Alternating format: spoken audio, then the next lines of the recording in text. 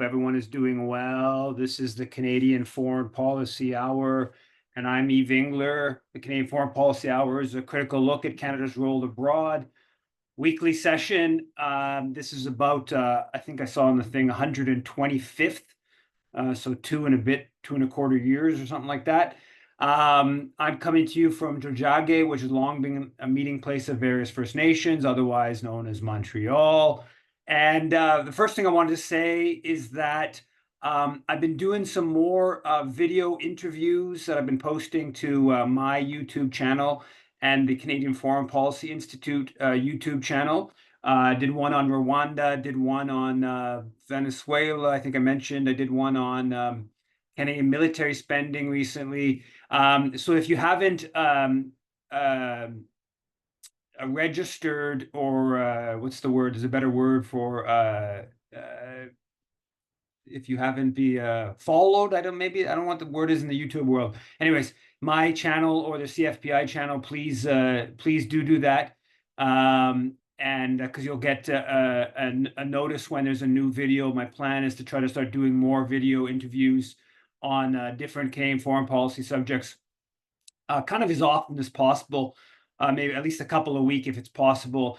And actually, if people have any ideas for interviews of people that I should interview, I'm really going to try to keep it Canadian focused. I can do some US ones. I did, or elsewhere, but I try to keep it Canadian focused. I did one with David Swanson about Canada out of NATO that did really well. It got like 50,000 views on the CFPI channel and about more than 10,000 views on mine. So if people have, so I think it's worth doing more of these. It's a different avenue to get some of these ideas out, and I think people are interested in, maybe people who aren't interested in the Canadian Foreign Policy Hour may be interested in subject-specific discussions. So if you have any ideas for people that I should interview or topics, also I'm thinking of trying to start actually doing some debates. I was going to try to debate somebody from a pro-military standpoint on whether we should significantly increase military spending, or whether we should defund the military. So if you have ideas for people who might be into debating a subject, or subject that should be debated, whether it's like a more traditional left-right debate, or maybe what you call more of like a within the left debate or whatever. Anyways, if you have any ideas for these kind of subjects that should be debated, or there should be sort of like interviews done on, please do send me an email. I may not be able to do it, but I want ideas, and I'll try. And if you have contacts or people that should be interviewed, please do send that. The name is helpful, but it's much more helpful if there's actually a way to get at that person and whatnot. So getting to the subject matter, apparently in Dubai a couple days ago, the heat index, it felt like it was 62.2 Celsius, 62.2. Yikes. And we're seeing forest fires and breaking of records all around the world. The Wall Street Journal had a piece titled "Canada's Bid to Boost Oil Output, Cut Emissions Falters." And basically it shows how Trudeau government's claims to cut emissions obviously was not possible so long as you're going to increase extraction of the tar sand, so long as you're going to spend $25 billion, or get 25 billion US, so it's more like 30 some odd billion Canadian, for the pipeline to the West Coast like they did. And Canadian oil production was 4.9 million barrels a day in 2023, and that is expected to grow. So presumably Dubai will be hitting 65 or something like that, somewhere down the road. The Globe and Mail business section had a piece titled "We Must Fix Our Troubled Foreign Service," and basically saying that we need to beef up the number of Foreign Service, Global Affairs Canada people in the field, and that they should be speaking Wolof if they're trying to organize a wheat, I think it was wheat sale in Senegal, or whatever local language in other place that Canada's business is trying to export to. And it was interesting because it's basically getting right into the sort of like the specifics of the Foreign Service in the report on business section of the Globe and Mail. And I think it's correct. It's actually, you know, an apt description of what the Foreign Service is, which in large part the Foreign Service is about helping corporate Canada either with investments, with exports, et cetera, et cetera. So it very much is structured around the interests of business, even though most people think it's about, like, you know, visas or stuff like that. But there's actually there was a study that showed, this is quite dated, but that they actually broke down like how much time the embassy on average spends on different fields, and of course business was the top item in that. There's been a whole bunch of developments or this stories mentioning Canadian corporations and lawsuits in investor tribunals.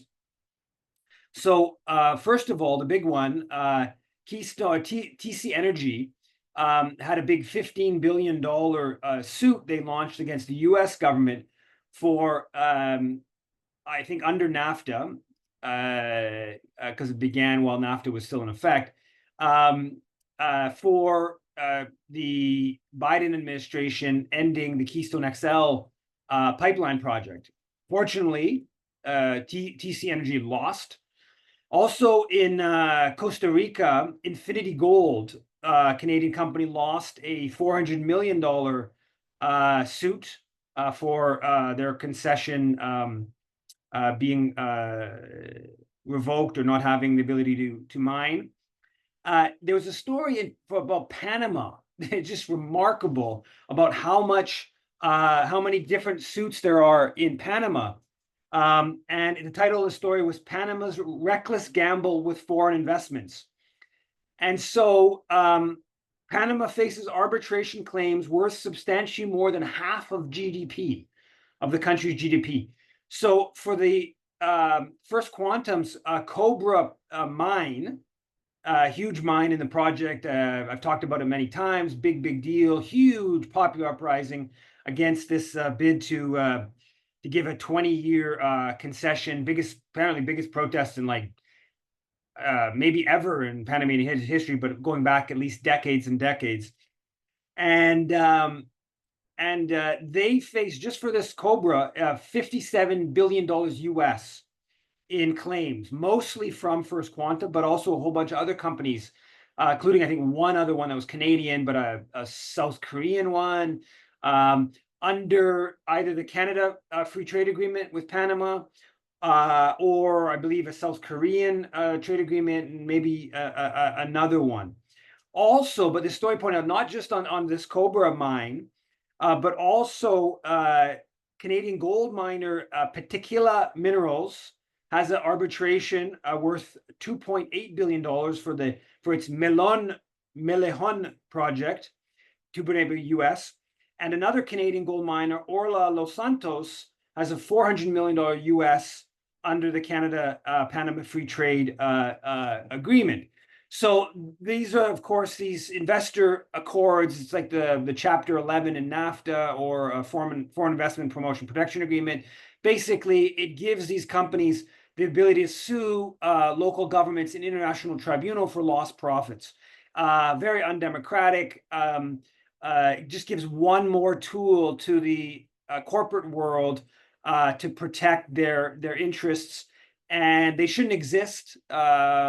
They should be. There's been lots of campaigning on this issue, and in the case of Panama, it's an incredible amount of the country's GDP, theoretically at least, could be lost if they were to lose a bunch of these cases that are going to be coming up in probably play out over years. Also in Panama, a bunch of environmental groups organized a press conference where they asked the Canadian Embassy in Panama to implement the Voices at Risk guidelines, which is Canadian government guidelines for environmental activists and to protect their rights for environmental defenders who are being criminalized. And of course, the Canadian government, as part of its backing of First Quantum in the country, has taken a very indifferent attitude towards those who've been campaigning against First Quantum's project in the country, even though they have been targeted by state officials and criminalized. And that's supposed to be the whole point of this Voices at Risk guidelines that the government came up with. But when it comes to when it really comes up against powerful corporate interests, they're not so keen on upholding their own guidelines. On Rwanda, I did this interview on I guess Saturday with Judy Rever, who I think I had on like 2 years ago for a session of the Foreign Policy Hour. She's a author of the book In Praise of Blood, The Crimes of Rwandan Patriotic Front. And we discussed Kagame's 99.15 election victory last week. We discussed this UN report about experts report saying that came out a couple weeks ago, saying that there's about 4,000 Rwandan troops in Eastern Congo. Obviously, Rwanda has been orchestrating the M23, the rebel faction. In fact, there's maybe as many Rwandan troops as part of the force as there are non-Rwandan troops part of the force. And this has displaced about 2 million people over the past couple years. And despite Kagame's repressive domestic policies and 30-year rule and elections with 99% of the vote that are totally farcical, they support him. And as he wages violence in Eastern Congo. Well, in lead up to doing this interview, I went and looked at the Canadian ambassador or high commissioner, Julie Crawley is her name. And so she's got this tweet on election day celebrating the election, saying, go out and vote and congratulations, all's a vote, but nothing about the farcical nature of it. She's got a whole series of tweets saying the good relations with the Kagame government. They opened up the High Commission, which was announced a couple years ago, and they formally opened it up, and they had James Karabe, who's this guy was involved in all kinds of killing in Eastern Congo, involved apparently in shooting down the plane that led to the Rwandan genocidal killings. So he attended the Canadian launch. And the Canadian High Commissioner, thanks him and is sort of effusive towards him. So you just at the level of like their diplomatic comments, let alone kind of behind the scenes, the Canadian government continues to be quite sympathetic to Kagame, even as the elections were obviously a joke, and the UN report 2 weeks ago shows this active aggression they've committed in Eastern Congo. Foreign Minister Melanie Joly went to China. She made I guess it was kind of a sort of a secret visit to China, and which I think is a good thing. Met with her Chinese counterpart, kind of repairing some of the relations. The Globe had a piece a week ago titled "Canadian Satellite Tech Helps Philippines in Territorial Dispute with China." And basically, Canada is providing these like sort of radar or satellite to help the Filipino military track Chinese coastal vessels.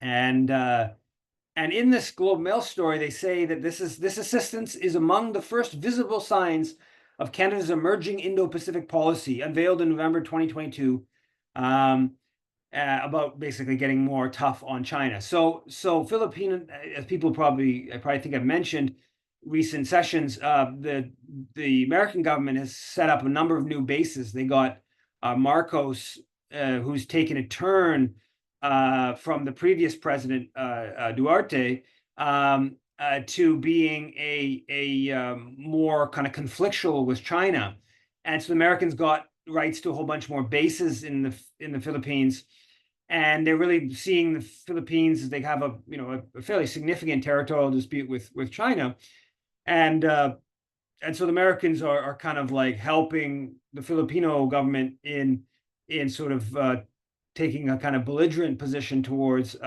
China.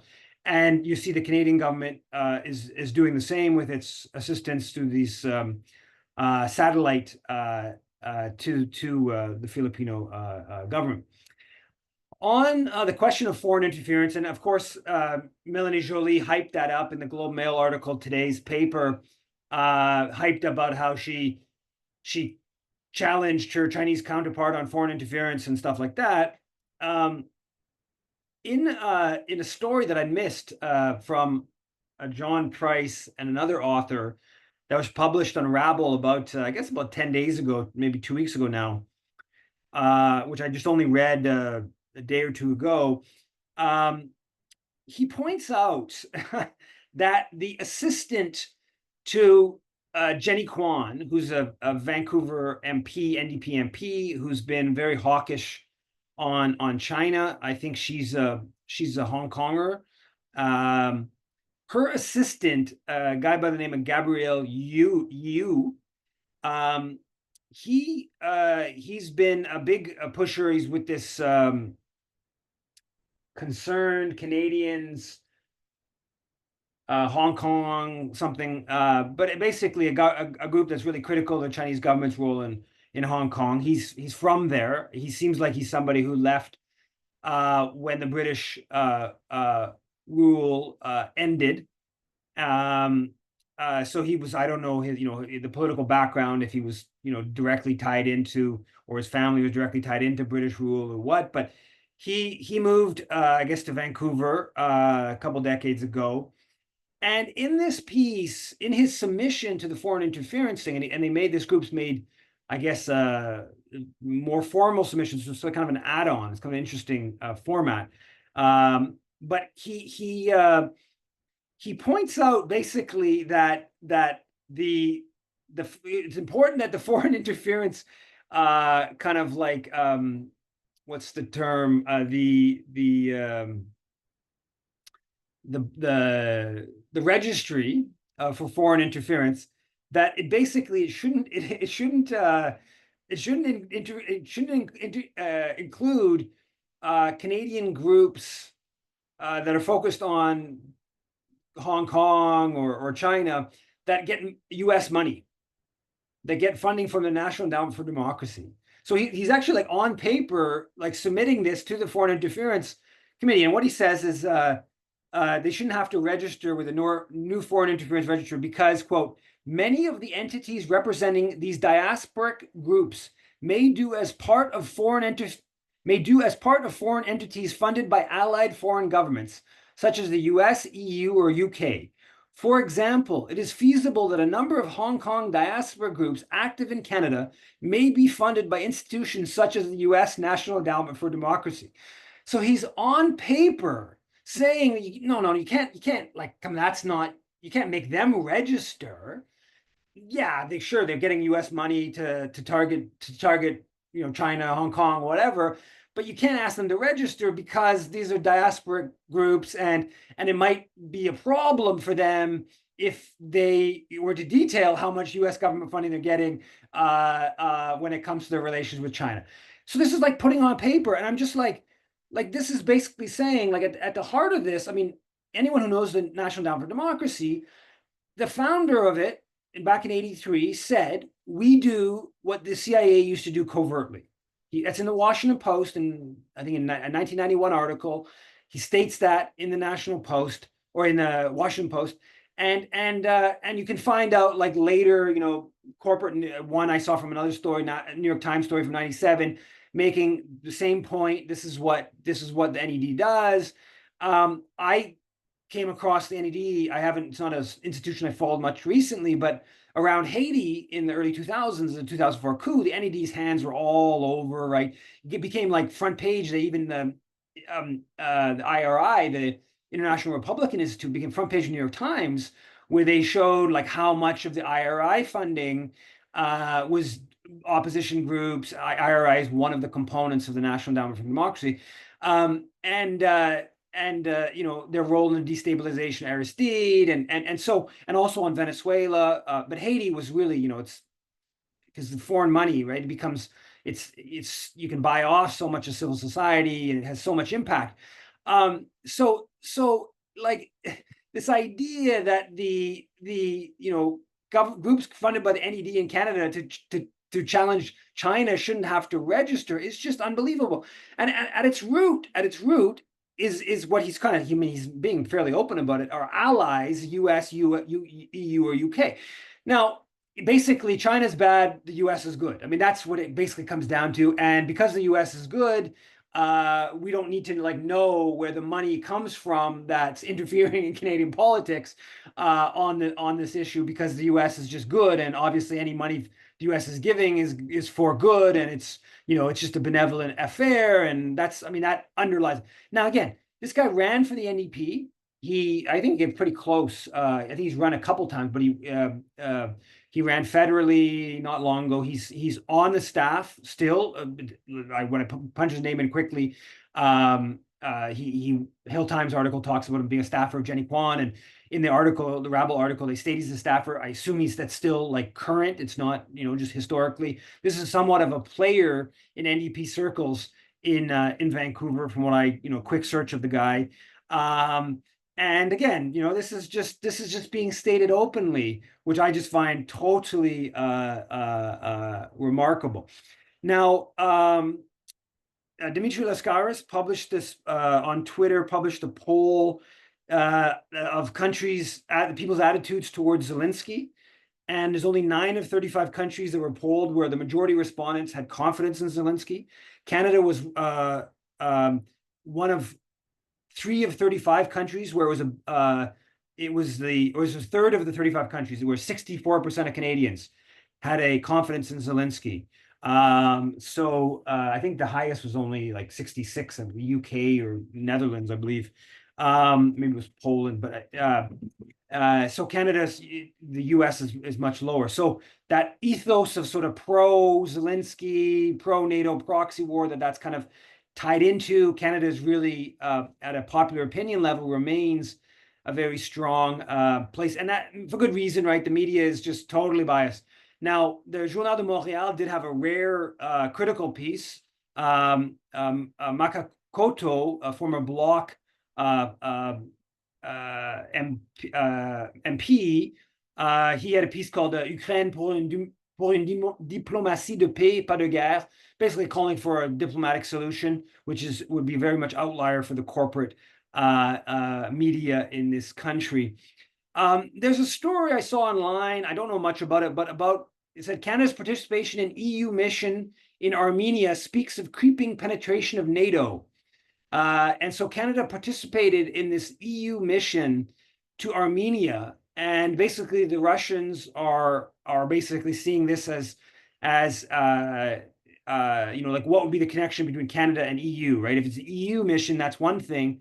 If it's EU and Canada, that sort of suggests that maybe it's more of a NATO effort. And so I guess Canada's working with the EU, or at least the claim is here that Canada's kind of developing ties with the EU and Armenia as part of a sort of target Russia kind of strategy. I don't know much more about it than that. Something to keep on the radar. Colt Canada in Kitchener is planning on doubling the size of its gun production facility. On the whole arms industry and military spending question, it's fascinating to see some of what's played out in recent days. You have Bill Blair, defense minister, who is really going hard at the Conservatives, because the Conservatives, Poilievre's not committing to the 2% of GDP funding a NATO target. And so Blair's like basically criticizing the Conservatives from a sort of more militarist, hawkish kind of position. And that's interesting to see play out. The CBC's Murray Brewster, just a total sycophant to the military, just a unbelievable militarist, kind of embarrassing, I mean, the CBC in general is an embarrassment, but Murray Brewster pushes the bounds of that. He has this piece titled "There's a Price to Pay for Being Unready for War. Will Canada have to pay it again?" And it's basically about like we didn't have the right equipment for our troops in Afghanistan, and so 158 Canadian troops were, killed. And if we just had better equipment, fewer Canadian troops would have been killed in Afghanistan. There's this agreement, we make this agreement with the soldiers and commit to give them the proper equipment, all the, the kind of line. Now, the obvious point, as people pointed out online, Twitter, was that it's all premised on the notion of going to Afghanistan. There's a simple way of not having Canadian troops killed in Afghanistan, which is just to don't go into Afghanistan. Don't send Canadian troops there. And contrary to the claims, the more assets you give to the military, the more, bigger you make the military, the more likely they are to go to be able to be deployed. And so the more likely they are to have troops die. So you have this whole cycle where, we need to give more weapons to the military because we have to make sure they're well equipped. And then that well equipped makes them more likely to be deployed. And then we say, well, we got to be better equipped because they're deployed. Where, of course, you can go in the opposite direction and just say, let's give less to the force, deploy it less in US empire wars, and you're going to have fewer Canadian troops dying. Now, in this piece, which was this variations were picked up in a number of pieces from Wayne Ear, the outgoing chief of the defense staff, he's quoted in his final speech, which says, "The long arc of history has clearly shown that when we are not at war, we are in interwar period." And so he's basically saying he expects another war coming because that's the long arc of history. And of course, he mentions China and Russia, which is very dangerous, right? And this is like, we're not, you can sort of make these comments about history, and it's not untrue what he's saying, that if you look at the long arc of history, there are lots of wars. But you have to say to yourself, have we evolved as a species to avoid that? And we have clearly evolved as a species to give ourselves the capacity to destroy ourselves collectively. And so, alongside that would be a certain political system or moral system or whatever that would give us the capacity to not continue with this long arc of history of new wars. Because if we do, we're probably not going to survive.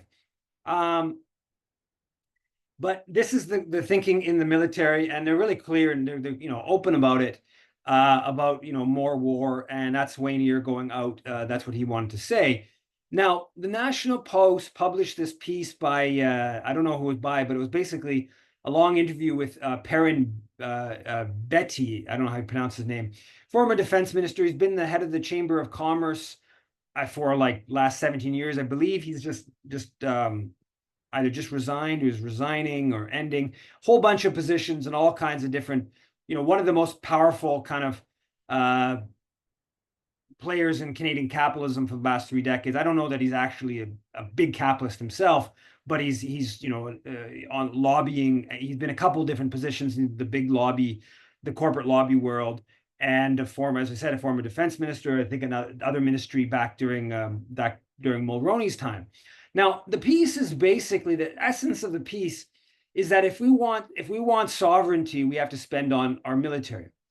Now, on its surface, makes no sense, because what is, like, the reason we're spending more on our military is because the US is pushing us to spend more on our military, right? I mean, like, it's not really like a hidden fact. That's like all over the press. And that's why, like, most people who are saying we have to spend more on the military, why they're saying it is because the Americans want us to, and we have to pull our weight, and we have commitments under NATO and this and that.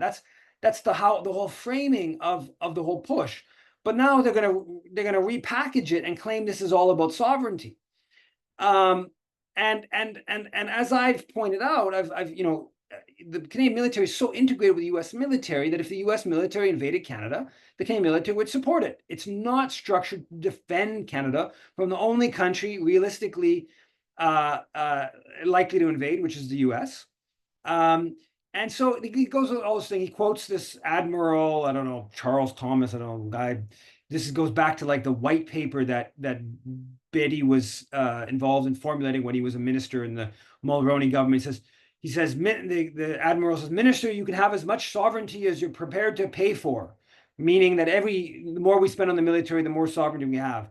The fundamental principle of the white paper, Biddy explains, was that if you contract out your defense to somebody else, the Americans, you are a protectorate, not a sovereign nation, and you have to accept that protection on the terms on which it's offered.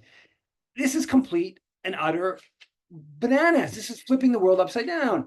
Everyone knows, again, I'm going to repeat, that the added Canadian spending to the military is a added spending to the U.S. empire. One, because the contractors are principally American contractors based in Canada, and not really branch plants, but not really branch plants. I'll leave that whole question on the side. They actually are often exporting globally from their Canadian operations and cutting edge technology, and like Canadian universities, and it's Canada's not losing out in a sort of capitalist sense necessarily, that the term branch plant tends to imply. But they're part of the General Dynamics Canada, or Raytheon Canada, or the like.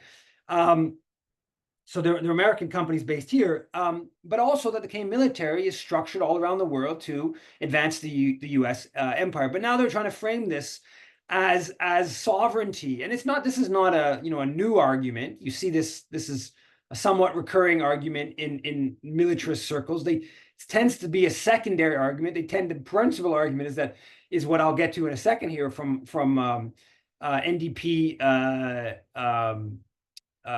Premier Wab Kinew in Manitoba, which is the principal argument is that, as Wab Kinew put it, so the premiers on Wednesday, they collectively said that Canada should hit the 2% target, and we should hit the 2% target faster than 2032, in 8 years from now, which the Trudeau government had said. And they're saying, Wab Kinew is saying we should hit it within 4 years. Okay, this is a massive increase in military spending. It's quite frankly, the military doesn't want this because they can't handle the money that quickly, right? They don't actually are in a position, if they were to just add $20 billion to their spending, basically, which what the 2% would be. Right now, it's around 40 billion, 1.3% of GDP, and it would go up to 20 billion kind of right away, or 60 billion right away, and added 20 billion, maybe a little bit more, 62, depending on exactly how you define the GDP. This, they don't want it because they can't actually handle that in the short term, right? They're not in a position to spend that on the procurement and stuff like that. It takes time. So it's not even really I mean, it's just be like a waste of money, really. It's not even actually good. So what Wab Kinew said in pushing this, again, this is a premier getting into federal affairs, which, why the premiers would come out in favor of the NATO target benchmark it just speaks to the militarist ethos in our culture, and particularly NATO support for NATO right now. It's just remarkable. But so Kinew comes out and says, he said he wanted to encourage Canadians to think about this also as an investment in trade. Then he goes on to say, if we're not meeting our responsibility to our NATO allies, it is going to have an impact on the Canada-US-Mexico agreement renewal. So trade agreement, the US, Mexico. Okay, now this is a common argument, and there's a truth in it, of course. The Americans are going to be angry if Canada doesn't increase military spending and doesn't, follow different pro-American foreign policy moves. Okay, there's no doubt about that, and that they would use leverage they have in renewal of the trade agreement on that issue. There's a truth in that. There's a fundamental truth in that. I'm not denying that at all. But we have to look at this question more closely, and I think it's quite a fascinating question. I actually want to explore this more. Got to look at Mexico. Okay, so I go and look at Mexico's military spending. I knew Mexico was way lower spending military, way less top-notch equipment and all that kind of stuff. So according to the Stockholm Peace Research Institute. In 2023, Mexico spent 11.8 billion US on its military. Canada spent 27 billion.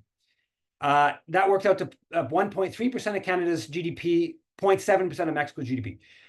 That's on the higher end. The other groups and indicators, in fact, the divide's even bigger between Canada and Mexico, right? And according to this, it's about Canada's about twice, but there's other numbers out there, estimates that I saw different ways.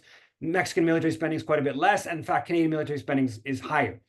So we're talking about a very big difference between Canadian military spending and Mexican military spending. But Mexico has a higher proportion of its GDP is exported to the US, and a higher proportion of its exports than Canada's go to the US. So Canada's about 75% of exports, Mexico's 80% of its exports, and I forget the number with the GDP. I think it's like 25% of Canada's GDP, and it's like 30% of Mexico's GDP. Yet they can spend a whole lot less on their military and not have these trade implications. Now, of course, the obvious element to this is the NATO element and Canada committing the NATO 2% target and all this kind of stuff. That's obviously the important part in understanding the difference here. But it goes to something kind of more broad, I think, which is again this notion of how the U.S. military sees the Canadian military versus how it sees the Mexican military. It sees the Canadian military as an extension of its empire. Like I said, both through the arms industry and through the deployments, and not just deployments abroad, but how the Canadian military bases are used to train U.S. and chemical weapon testing and U.S. military uses Canadian military facilities for their purposes as well. And I'm sure they do the same to some extent. They do some similar stuff with the Mexican military. I'm sure they have many ties with the Mexican military. I don't know that much about it. But I think the Americans actually see the Mexican military as somewhat of a potential threat, right? They don't see that with Canada.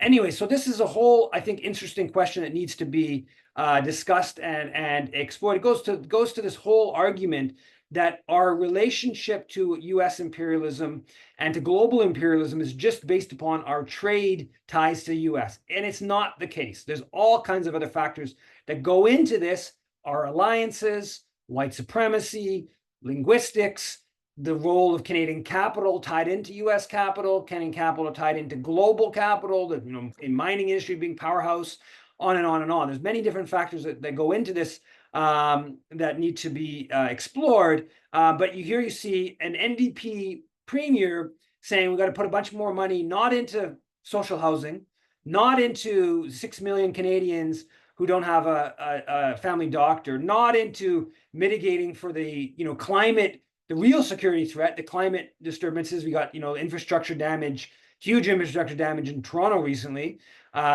because of an extreme weather event, and many examples of that. But no, NDP premier is saying we got to put more money into the military, even faster than this ridiculously quick. It's just the 2% is totally arbitrary. They're going to just call for 2.5 right after we get to the 2, of course. But making this argument on the grounds of trade, and it's maybe a good argument to make to the public, but whether it's true or not, I think we have to unpackage that a whole lot more. I'm going to try to quickly get through some of these other things I have. Poilievre made some wild comments on Iran, saying he's going to bring in the most devastating sanctions. And he goes on to say the regime is evil. It is targeting its citizens. It's harassing our citizens in this country. I believe it was behind the October 7th attack in Israel on Israel. So Poilievre's really ramping up the rhetoric on Iran. On Palestine, one thing that is pointed out, I think it's Harsha Walia pointed this out on X, on Twitter. Palestinian society is the most imprisoned population per capita in the world. 1 of every 3 Palestinian men has experienced detention or imprisonment, while 80% of these experiences involve forms of torture, abuse, or sexual abuse. So Palestinians are detained endlessly by Israel, of course. We know that. It's unbelievable to see. I've made this point before, but how much you hear about hostages, Israeli hostages by Canadian officials, media, and how little you hear about all the Palestinian hostages that the way greater number of 10,000 plus Palestinian hostages that Israel has.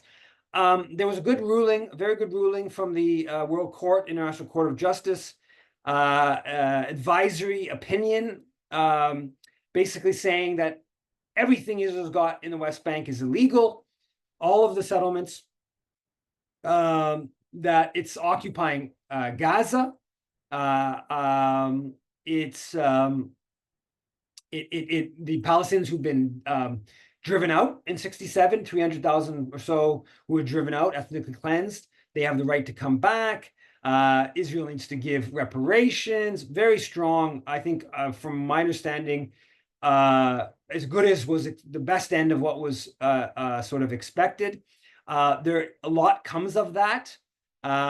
This is what that Heidi Matthews, I believe she's a U of T law professor, said in response to Jagmeet Singh's tweet, which was, like good in the sense he was echoing it. Now, the Canadian government has said nothing. All they've said is they've taken note that the ICJ made this advisory opinion. They haven't said anything. Now, dozens and dozens of countries, of course, have including European countries, pretty pro-Israel countries have come out with statements saying that this is, should be respected. The Trudeau government has said nothing as of at least a couple hours ago. And Heidi Matthews responds to Jagmeet Singh saying, let's clarify. The ICJ didn't just say settlement expansion is legal. They said all settlements on occupied land are illegal and must be dismantled. They also said the law and systems in place upholding apartheid, which would include the discriminatory planning regime allowing for settlements, de-development of Palestinian land, the wall, etc., must be dismantled. Canada needs a complete overhaul of its foreign policy. That's her conclusion, which is, I think she's correct. And so this gets to, our responsibilities under this decision of the World Court, that obviously all the charities that are directly supporting settlements, boom, they got to get rid of those charitable status of them immediately. The trade accord that Canada has, which includes giving duty-free access to Israeli colonies, obviously that trade accord has to either be just abrogated or the West Bank needs to be excluded. Now you get into questions of the soldiers, Canadians going and being part of the occupation force, and the role of Canada in basically allowing that. And there's all kinds of things the Canadian government could do to block Canadians from going. Obviously, arms sales. So this is, I think ultimately, you can make a good case. It goes much broader than that. In fact, that the Israel won't give up its criminal rule in the West Bank without actual, maybe something even going into towards sanction, like not just ending these different forms of support that we're giving them, but actual sanction. I don't know if that's the case, but you can make the case that the ruling, in fact, we need to do what needs to get done for Israel to abide by the ruling, and so that might necessitate Canada, cutting off diplomatic ties with Israel or whatever, right? Just go much further than just the low-hanging fruit. But the low-hanging fruit, obviously the trade accord, obviously the charities, obviously any Canadians that are going and being part of the force that's overseeing the occupation, obviously weapons that are going to the military overseeing the occupation, all that's would need to be dealt with right away. So we'll see where that goes. Also, this gives boost to all the student encampments, because it basically says the universities should be divesting and of their different forms of support. So now this gives some added weight of international law behind the student encampments. The Jeremy Levy, on the whole note, this is a theme I've brought about the fascism, Zionist fascism. In a development on the Zionist fascism front, So at the latest council meeting of the Hampstead, right? The Hampstead, Jeremy Levy, this genocidal freak who told me back in December that Israel could kill 100,000 Palestinian children and he'd still support Israel because good needs to prevail over evil. And we've detailed him in past, and I assume most people are familiar with him. This is Hampstead, which is this exclusive inner Montreal suburb municipality that doesn't have any has unique zoning, doesn't have any retail. It's just single family homes, and was built as this like hub of WASP, elite WASP back 100 years ago, and is now basically more than three quarters Jewish, and is one of the wealthiest municipalities in Quebec. I think it's sometimes second after Westmount. And so Levy is this total, fanatic pro-Israel guy. And so the council just last week or a few days empowered him to, I guess, appoint special constables, which basically have the power of police. And according to the Quebec Police Act, I didn't know anything about this. I just looked it up a little bit. There's this whole provision for these special constables that municipalities can create. And now, it's all given a sort of legalistic veneer, but this is essentially going down the path of creating a Hampstead militia, right? This is what this is, and Jeremy Levy's totally clear in the article in the Suburban. This is in response to the protest. Now, as far as I know, there's been no protest in Hampstead. I mean, I went to an event back in December and I asked them some questions. I went one other time to Hampstead in, I don't know, maybe like May or 2 or 3 months ago. And at something event I thought he might be at, or Anthony Housefather might be at, and I went there and they didn't happen to be there. I mean, I think there were a couple people. I don't know if they've ever gone to a Hampstead City Council meeting. Maybe they won, but no, I don't even think they have. I think they've gone to there's this like Montreal wide all the municipalities get together. I don't know what's called, where they have a meeting and Hampstead's there, and so protesters have gone to those meetings. I think they're actually held in Montreal proper. I'm not exactly sure, but or maybe it rotates. But they protested him. Some people protested him there. But as far as I know, there's been no protest in Hampstead, right? I don't know. Maybe there's some cars that have driven through there with Palestinian flag. I don't know. But so they're talking about building this sort of special constables because of some security threat.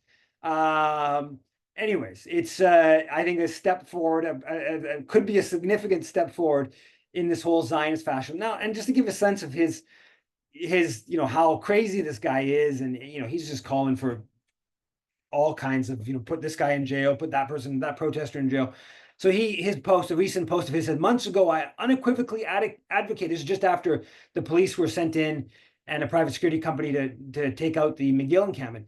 Months ago, I unequivocally advocated for the necessary use of force to dismantle the anti-Semitic pro-Hamas Little Gazas at McGill. Today, it has finally been forcibly dismantled, highlighting a critical delay that should alarm us all. So he goes on, and he's a total fascist, and he's going to now have this new special constable. We'll see where this goes. But the Zionist fascism is alive and well in Canada. Okay, I guess I'll do a couple here. There's this piece, this attack on in Saturday's National Post, this big article. My union is the place where I feel the least safe.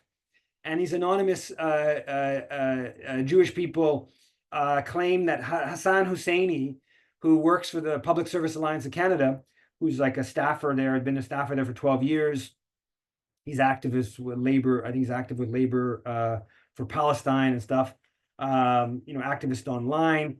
That he's a staffer for the union and therefore they feel unsafe. And they go through this, his claims supporting resistance to Israel's Holocaust in Gaza and like this page, the full page. The other article actually in the page was the head of Shopify basically saying Jews are scared in Canada, and it was all based upon the podcast that he was doing with Heather Reisman last week, where I interrupted. I asked Heather Reisman about her support for the non-Israelis joining the Israeli military, and the story was in large part based upon the disruption and how it was an indication of the unsafe feeling of Canadian Jews, etc. Anyway, so just this total extreme stuff. This Catherine Swift online, she's a former head of the Canadian Federation of Independent Businesses. She's just this prominent bunch of very prominent positions in Canadian business lobby groups over many decades. She was listed as one of the most powerful women in Canadian business multiple times. She's just a total extreme Islamophobe, and it's all tied into Palestine. And one of her tweets says, anyone sane who doesn't oppose Islam and that religion's opposition to freedom and gender, sexual equality needs to have their head examined. Islam treats women like dirt and permits them zero freedom. Any female who supports Islam must be suicidal. How sad.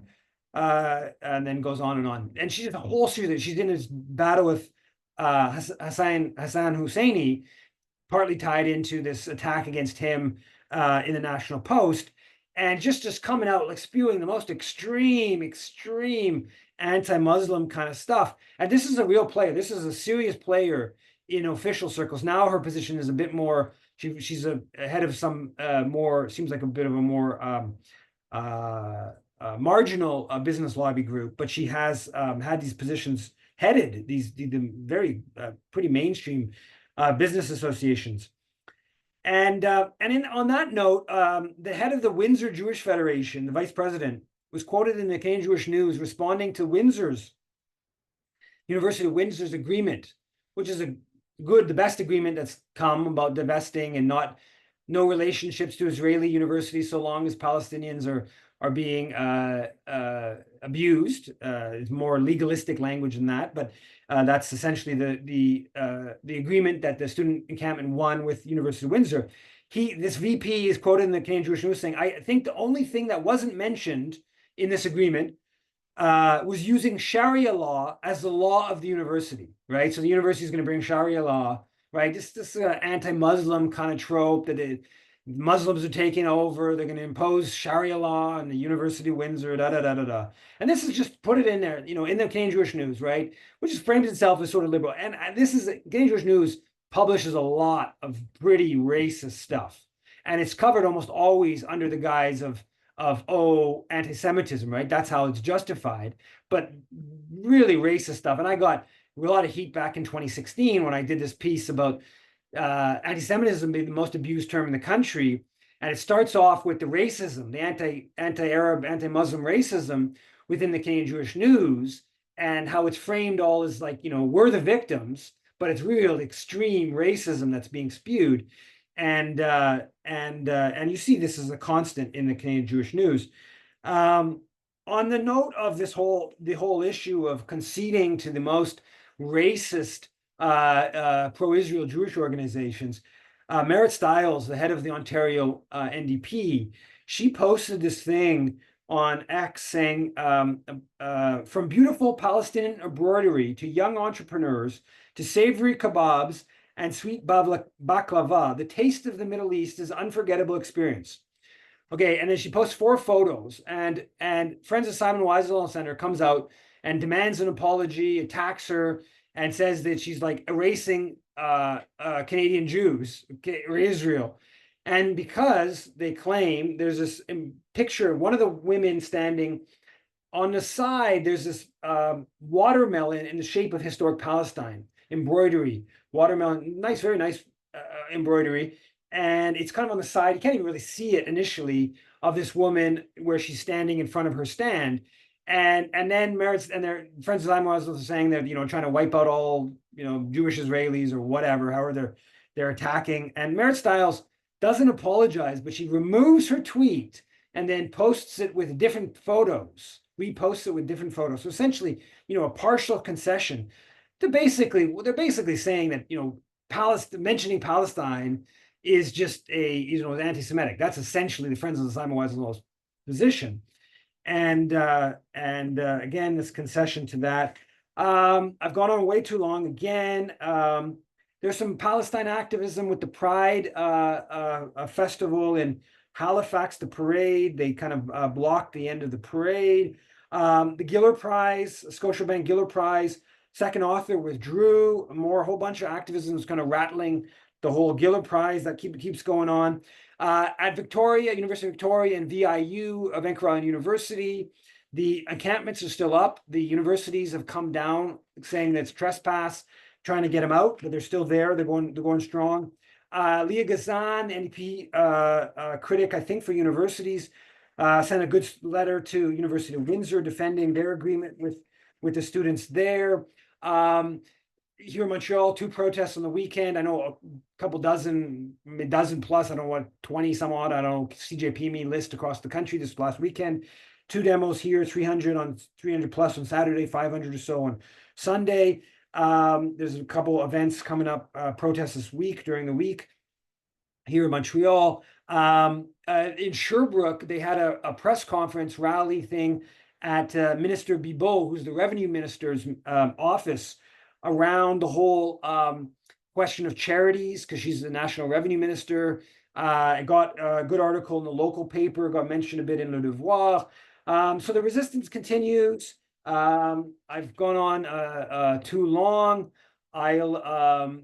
Anybody who has comments or questions, I'll make Laura a co-host, and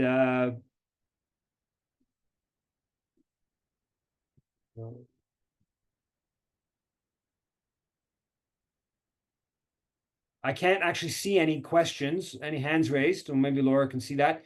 But Hi, Eve. I have, well, actually, Catherine has her hand raised. Okay, so let's get Catherine to unmute. Catherine, can you unmute, please? There, am I unmuted? Yeah, you are. Please go ahead. Hi, yeah, I just wanted to add a little bit to what Eve, what you said about Halifax Pride and encampments. There are some rumblings at the Al Zaitoun encampment at Dalhousie University that there might be the university might be getting ready to try to evict them. There was a letter sent to all the students of the university, and I haven't been able to read it because I'm having troubles with my Instagram. But there was some indication in that letter that they were getting ready, and there's been other little indications. And at Pride in Halifax, I managed to go and with a couple other people, and there was a lot of there were quite a few people with keffiyehs and signs saying no logos on our flag, and all kinds of anti-genocide stuff and anti-complicity things, and there was a lot of support on the way from the audience, and I was just lucky to land up I was just behind RBC, and all of a sudden it stopped and all the people from RBC left. And I guess that was because the blockade was there. So I managed to join in for a little bit. And I don't know how long it had been going, but when I got there, but I think I stayed for about 20 minutes, and there was some great chants and a great group of people. And there was reported to have been some kind of conflict, physical encounter, but I didn't see anything. Maybe something happened before I got there, but then they just decided to walk away. No indication that the police had any intention of arresting anybody, so that was great. But the parade had to pretty well stop a little bit early. but the RBC people were so, they were just like, all of a sudden they just disappeared. They were ready for it, I guess. And they wouldn't take pamphlet. Finally, one of the RBC people took a pamphlet on RBC's complicity in ecocide and genocide, but none of the others would. And there was also a protest at the Federation of Municipalities meeting in Halifax, organized by Labor for Palestine and I think the Atlantic Canadian Palestinian Society. And I don't know, I wasn't there. I don't know how many people showed up, but it was not covered on all the talk on CBC anyway, about the meeting of the municipal leaders. I don't know if anyone else heard, if it was covered by anybody, but I just want to mention those things. Thanks very much.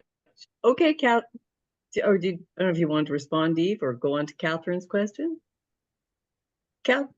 Eve, you're muted somehow. Sorry. And Catherine seems to have disappeared. Catherine, are you still there? You're muted again, Eve. And I'm not muted. Eve, you're muted. I don't know what's happening there. Sorry. I got some noise in the background here. Yeah, no, it's good. Every local place, there's activism going on, and it's you know, the more you talk to people in local places, it's stunning how much continues to be going on 10 months in, and people are still mobilizing on all kinds of different fronts. Okay, Fiona, go ahead. I just wanted to report that there was a really big rally in Niagara Falls yesterday afternoon, Sunday afternoon. One source says there were as many as 2,000 people there. It was a rally organized by the Niagara Palestine Coalition. There's a couple of other groups here, and there, by the way, there is always at least one rally for Palestine in the Niagara area every single weekend. We've been very faithful about that. This one on Sunday brought down buses, Toronto for Palestine, Independent Jewish Voices, Hamilton, and Toronto. I don't know if Labor for Palestine was involved, but there were several buses from Toronto and Hamilton, and a convoy of 100 cars waving the Palestinian flag, and some really excellent speakers. And there was a similar rally on the other side of the Rainbow Bridge. So we only got to wave at each other across the bridge, but it was a very, very inspiring event, and really, really well organized. It was a real boost for those of us down here who have been doing a lot to try and raise awareness in a community that's generally not very tuned into federal issues, and certainly not into foreign affairs issues. That's great. Hey for you, Fiona. Good for you. Eve, I wanted to, Eileen had a question in the chat. She had wanted to know whether the Canadian government had any official reaction to the ICJ's ruling on apartheid. They didn't. They haven't. There was a Canadian Press article where they say they took note of this ruling, but nothing more. So as of a couple hours ago, I haven't been checking Jolie's Twitter, but other people on Twitter who have been. I saw another post maybe 3 hours ago, sometime mid-afternoon today. And still, it was like a joke kind of thing, still waiting, and then nothing. So there's many different, I've seen like Al Jazeera story, I've seen like Twitter threads that like post, dozens of different countries around the world, like what they've done, what they've said, should I say. And Canada is is just trying, I guess they're just trying to say nothing. I don't know if they're going to be able to pull this off. And like, it's obviously partly a media strategy. The longer you don't say anything, the less likely it is to get covered, would be, I think, the kind of media strategy from the government's perspective. Obviously, you also, you downplay by not making a statement, or not making a statement like 4 days later, you downplay the import of the decision. So it's a backhanded pro-Israel move, of course. But yeah. Are there any comments in the Canadian press on the visit by Netanyahu? I mean, he's visiting the White House right now and will be going before Congress Wednesday. I haven't seen anything. I'm sure there will be coverage. I'm sure that will make, but I can't really, did I see? I'm not sure. Oh, okay. Well, I'll represent you all. I'm going up there tomorrow to protest. Let's hope there are a lot of us. Yeah, I've heard lots of buzz. I'm curious. I saw some images of like a hotel being like barricaded. Presumably it's the hotel Netanyahu's going to stay at. Oh, Pretty remarkable kind of like barricading going on, but yeah, it should be. I just wanted to ask you a question about the Canadian Jewish community. I may have asked you this in the past, but I sometimes get the feeling when I listen to your presentations that they might be even more just fanatically pro-Israel. There's, of course, they are in the US. There's the whole APAC, which has 100% success rating so far this season in getting rid of all candidates who've said anything remotely sympathetic to the Palestinians. But of course, there is also the others, and I see a lot of the more progressive Jewish groups coming to our rallies and things. And I'm just wondering when I sometimes get the impression, and it's not based on anything other than just listening, is that they're even more fanatically pro-Israel. And if you took a survey in Canada, it's not up for discussion. It's very well documented. really? The Canadian Jew, okay, it's a much smaller community, obviously just numerically because it's a bigger country, but even proportion. It's like 400,000 Canadian Jews, so it's like 1.2% of Canadian population. Well, now it's about actually down to about 1%, versus it's about 2.2, 2.3 in the US, right? Canadian Jews, their number of trips they've made to Israel or their connections to Israel are far greater than US Jews, right? So it's actually 50% of American Jews, or 50% of American Jews over 16 or 18 or whatever the number is, have been to Israel. But in Canada, it's like, or 35% American, it's like 80% in Canada. The number of times to Israel. The intermarriage rates, right? Intermarriage in the US, much, much higher. So your affiliate, I got really heavily criticized for bringing this up, but it's obviously true. The less likely you are to be intermarried, the tighter your affiliation to like established Jewish organizations, generally the more pro-Israel you are, because these organizations are pro, they're basically all pro-Israel, the established organization. So you have much higher intermarriage rates in the US than in Canada. The number of proportion that go to the Jewish schools, particularly in Quebec, it's off the charts in Quebec because they're subsidized in Quebec. It's not quite as high in Ontario, but it's just like totally off the charts in Quebec. The proportion of Jews who go to private Jewish schools, which are just like totally, they're all like totally pro-Israel, right? Like they sing, Israeli national anthem and stuff like that. They get bussed into the pro-Israel demonstrations. So yeah, it's not it's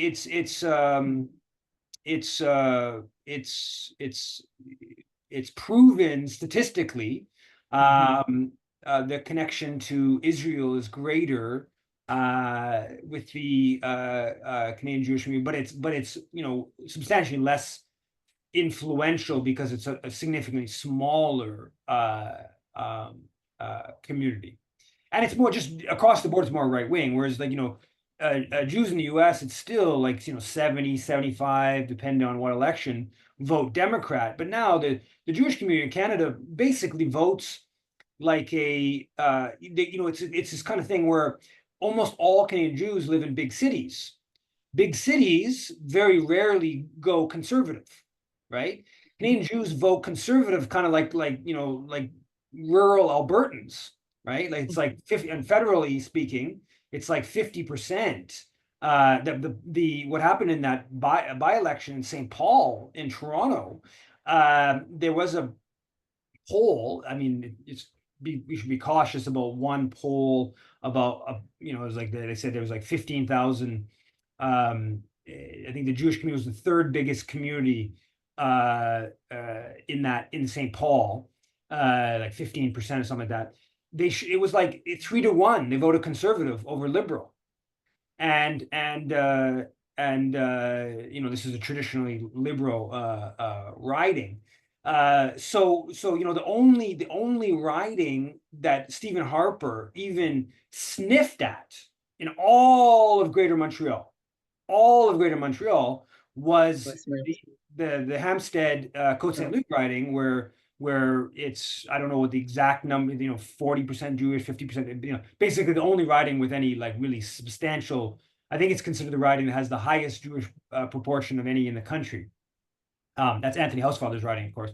So I don't think that's that's a sort of that shouldn't be controversial kind of. Do you have any theories on why it's both much more conservative, but also so adamantly pro-Israel? Yeah, it's partly religious. The like Reform versus conservative Judaism. I don't know. I don't know much about like the strains of Jewish thought like that, right? So I'm not. But it has partly to do with that.